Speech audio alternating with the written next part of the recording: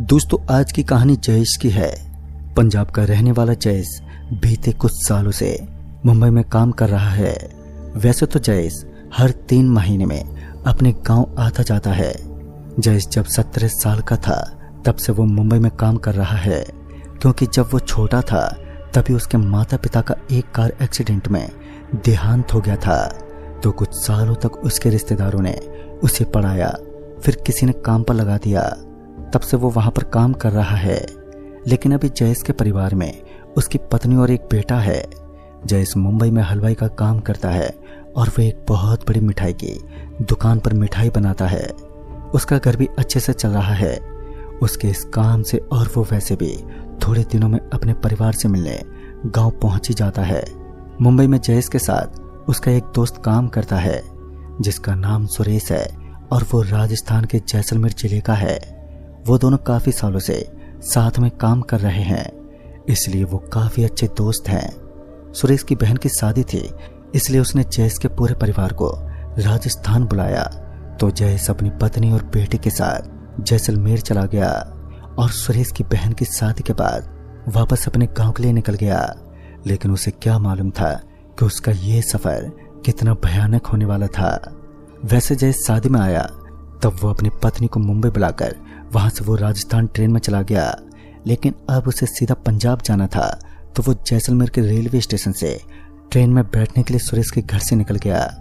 तभी उसे लगा उसका परिवार के साथ ये सफर बहुत अच्छा होगा, लेकिन ये सफर बहुत ही भयानक होने वाला था। वो तीनों शादी से रेलवे स्टेशन पहुंच गए और वहां पर बैठे हुए अब ट्रेन का इंतजार कर रहे थे। वहां पर ज्यादा लोग दिखाई नहीं दे रहे थे, बस कुछ ही दिखाई दे रहे थे और चारों ओर का माहौल भी शांत था। वो तीनों बैठे थे कि तभी जयेश की पत्नी उससे कहती है कि मुझे प्यास लगी है और यहाँ आसपास पानी हो तो देख कर ले आओ। उसके बाद जयेश अपनी जगह से उठकर पानी को ढूंढने के लिए चला गया। फिर थोड़ी देर उसे एक टंकी दिखाई दी। वो बोतल लेकर गया था। उसने सोचा कि उसके पास जाकर देख लेता हूँ कि यह टंकी पीने के पानी की है या नहीं। वो उसकी तरफ बढ़ने लगा। तभी वो जैसे ही पास गया तो वो टंकी थोड़ी अजीब दिखाई दी। वो टंकी किसी इंसान के चेहरे की तरह बनी हुई थी और उसमें जगह जगह पर एक इंसान का चेहरा बना हुआ था। वहां पर लिखा हुआ था कि वो पानी पीने का है। इसलिए उसने अपनी बोतल को पानी से भरा और वहां से जाने लगा कि तभी उसे ऐसा महसूस हुआ कि किसी ने उसके कंधे पर हाथ रखा है। पर जैसे ही वो पीछे मुड़ा तो उसे वहां पर कोई भी दिखाई नहीं दिया। तभी उसने सोचा कि उसका वहम होगा और वो आगे की ओर जाने लगा कि तभी उसे अपने चारों ओर किसी के घूमने का एहसास हो रहा था। उसने अपनी नजर चारों ओर घुमाई, पर कहीं पर भी उसे कोई दिखाई नहीं दिया। पर किसी के होने का एहसास उसे अभी तक भी हो रहा था। फिर वो जल्दी जल्दी अपने कदमों को अपने परिवार की तरफ बढ़ाने लगा। फिर थोड़ी देर के बाद वो वहां पर पहुंच गया जहां पर उसका परिवार बैठा हुआ था। पर उसका बेटा अब उस बेंच पर नहीं था और वहां पर सिर्फ उसकी पत्नी ही सो रही थी। वो अपनी पत्नी के पास गया और उससे अपने बेटे अंकित के बारे में पूछने लगा। तो उसकी पत्नी कहने लगी कि अभी तो वो मेरे पास ही सो रहा था, फिर वो अचानक कहाँ गायब हो गया। ये सुनकर जयेश थोड़ा घबरा गया, क्योंकि थोड़ी देर पहले से ही उसके साथ भी कुछ अजीब सी घटनाएं हो रही थी और उसे अपने आसपास किसी होने का बार बार एहसास हो रहा था। उसे लगा कि कहीं अंकित को कुछ हो ना जाए। वो चारों ओर अंकित को आवाज लगाने लगा कि तभी किसी के चीखने की आवाज आई। वो आवाज अंकित की ही थी और वो स्टेशन के पीछे की तरफ से आ रही थी। जयेश और उसकी पत्नी भागते हुए पीछे की तरफ गए और वहां आसपास ज्यादा लोग तो नहीं थे, पर जितने भी थे वो सब भी अंकित की आवाज सुनकर पीछे की तरफ गए।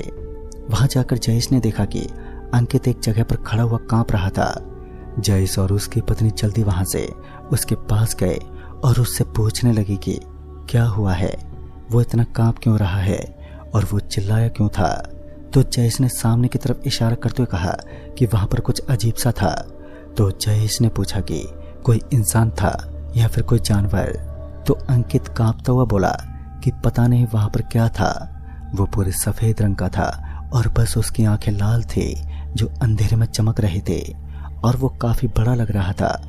दोस्तों ये सब सुनकर वहां पर खड़े एक आदमी ने कहा कि मैंने भी सुना है कि यहाँ पर लोगों को अक्सर ऐसा कुछ दिखाई देता है, पर किसी को आज तक ये मालूम नहीं चल पाया कि वो चीज आखिर है क्या।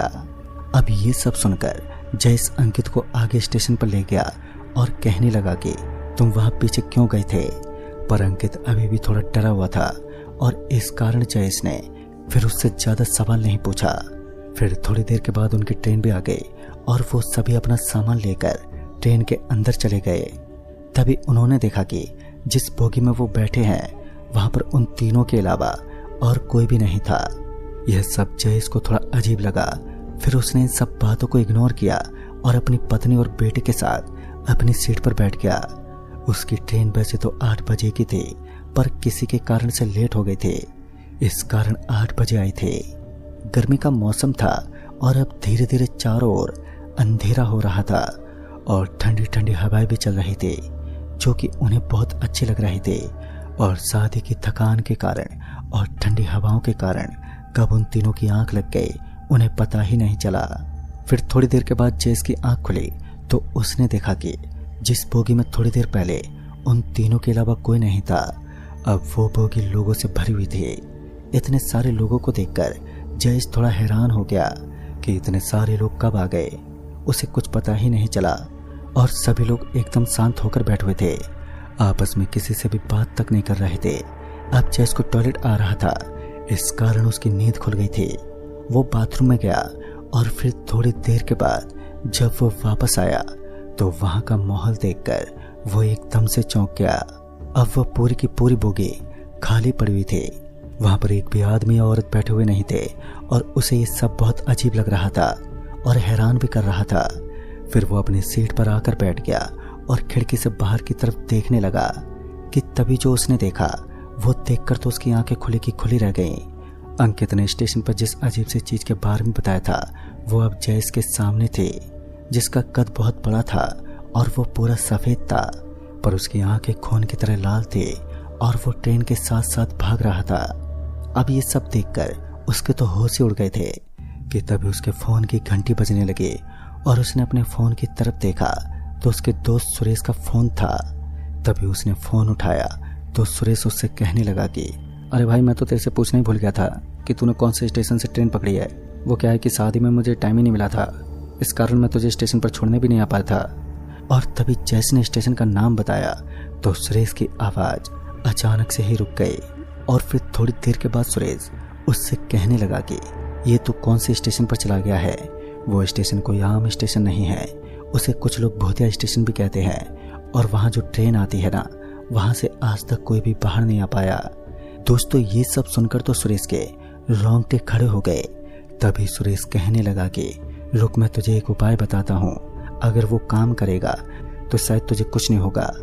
इतना बोलकर सुरेश कुछ कहने ही वाला होता है कि तभी ट्रेन के बाहर से किसी ने जयेश का फोन बाहर खींच लिया। जयेश बाहर की तरफ देखने लगा और उसे बस वो लाल आंखें ही दिखी और उसके अलावा और कुछ भी दिखाई नहीं दिया। अब जयेश को डर लगने लग गया था क्योंकि उसके पास यहाँ से बचने का एक तरीका था, वो भी चला गया था। जयेश ने अपनी पत्नी और बेटों को जगाया और सब बात बताई तो वो दोनों भी काफी डर गए। अब उन्हें समझ ही नहीं आ रहा था कि वो यहाँ से बाहर कैसे जाएं। वो बहुत ज्यादा डर रहे थे कि वो तीनों डरते हुए ट्रेन के दरवाजे के पास गए तो उन्होंने देखा कि ट्रेन की स्पीड बहुत तेज थी। अब उन्हें यहाँ से बचने का कोई रास्ता भी दिखाई नहीं दे रहा था।